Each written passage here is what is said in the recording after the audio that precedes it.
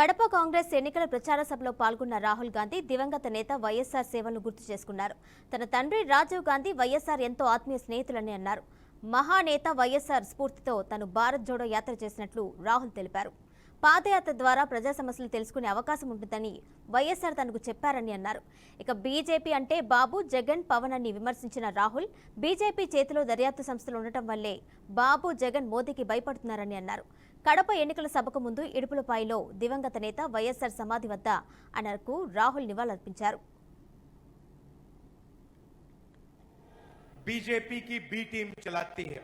ఈ రోజు ఈ రాష్ట్రాన్ని బీజేపీ యొక్క బి టీం నడిపిస్తుంది। बीजेपी की बी टीम का मतलब B for Babu, J for Jagan, P for Pawan. BJP యొక్క బి టీం అంటే బాబు, జగన్, పవన్ అని అర్థం। बाबू,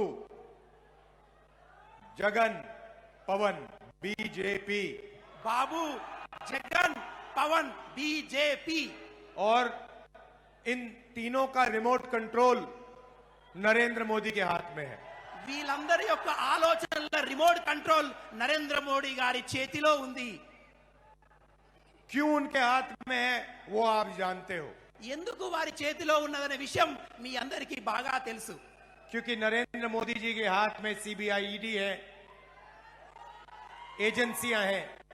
ఎందుకంటే నరేంద్ర మోదీ గారి చేతిలో సిబిఐ ఉంది, ఈడీ ఉంది కాబట్టి వీళ్ళందరూ నరేంద్ర మోడీ గారి చెక్కు చేతల్లో ఉన్నారు। दुख की बात यह है कि जो आंध्र प्रदेश की आवाज दिल्ली में मिलनी चाहिए थी वो दब गई है।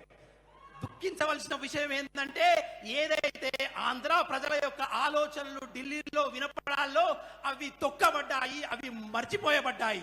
आप सोचिए, राजशेखर रेड्डी जी की आइडियोलॉजी, कांग्रेस की आइडियोलॉजी कभी भी बीजेपी के साथ नहीं खड़ी हो सकती थी। మీ అందరికీ తెలుసు రాజశేఖర్ రెడ్డి గారి సిద్ధాంతం, కాంగ్రెస్ పార్టీ సిద్ధాంతం ఎప్పుడు బీజేపీకి వ్యతిరేకంగా పోరాడుతూనే ఉంటుంది।